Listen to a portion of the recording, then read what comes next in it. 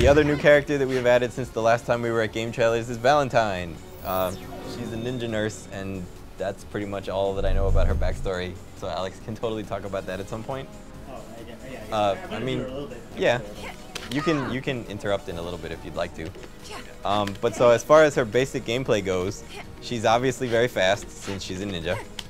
She has a run, right? You can wave dash, but you don't really need to because her actual run is faster than that. Her backdash is somewhat unique because you can't normal cancel out of it, but you can do special moves and you can do supers. But the really unique bit is you can also double jump or air dash. So that's a really good instant overhead, right? And using hard punch because it's a much lower height than instant air dash. See? Right? So you can use it for nice cross-up setups and a bunch of other stuff. Her air backdash is actually the same way. You can't do normals out of it, but you can double jump. So you can do, I won't be able to do them while I'm talking, but you can do double jump combos with her by doing backdash, double jump, more stuff. You can also just air dash out of whatever, since you can air dash cancel in this game. But it's one of the things that makes her kind of unique for rushdown on the ground is the fact that she gets this sort of Morrigan usefulness. As far as normals go, she actually gets 3 weak punches, but the third one will miss most crouching characters. Well, it's not going to miss Lilia because she's actually pretty tall while she's crouching, but thank you. She gets different items. You have a scalpel, a lollipop, and a tongue depressor. Oh wow, I actually got all 3. Nice of you. They're random, the hitboxes are exactly the same, it's only aesthetic. Weak kick, pretty self-explanatory, but when she dodges backwards, she actually dodges backwards, so if someone were to go to try to kick her in the foot, right, she doesn't get hit by it, see? Well, 1, 2, 3, see? I mean, I'm not going to hit her because I'm not at the right range, but you can actually use it to dodge stuff if you know what's going on. Medium punch is multi-hit and has a follow-up medium punch, which is also multi-hit.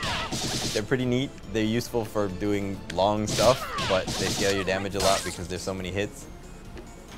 Hard punch is a gigantic swipe, and you actually step backwards during it, so you can use it to backward Kara projectiles if you are so inclined. Medium kick is multi-hit. Will also miss most crouching characters, except for, not Philia again, but the first hit will hit pretty much everybody. Hard kick, she actually has 3, which is very useful. It slides, which allows you to get in a poison load before they get up, or to set up some okizeme if you want to. You can also combo off the first 2, and actually you can combo off the third one.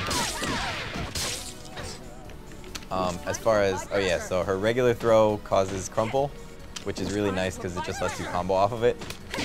It does scale your damage, and it doesn't do very much damage of its own, but it's nice for a starter. Her air throw is neat, except for I missed the combo off of it because you can do stuff like that. Oh, well, she's poisoned, so I may as well go through specials.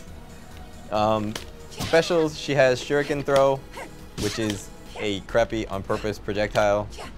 The different versions obviously go different distances, but they all kind of have gravity applied to them. You can do it in the air, and which button you use affects your trajectory. But the really cool part of it is if you load a syringe, which is quarter circle back punch, she has 3 different ones. You can load 1 at any given time. The next time you throw a projectile, it'll be a syringe. And you do actually get 3 different strengths of syringe, but it's the same one that you had loaded before. So she has, take this off, damage over time, which is 10% life no matter what ratio the other character is. However, it will not take away your last 10%. So she actually has to hit you. It's not poison them down to 1 pixel and then chip them with something. It's poison them down to something and then you still have to do some damage. Put this back. She also has extra hit stun, as you can see from the shot. Right. You are still subject to the same infinite detection rules as before. So if you use a bunch of the same thing in a row, they still get to burst. However, it does let you do cooler stuff.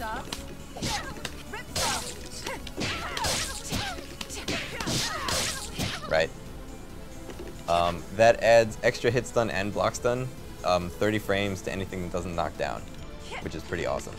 And her last poison is input lag, which is something that we've never seen before intentionally in a fighting game.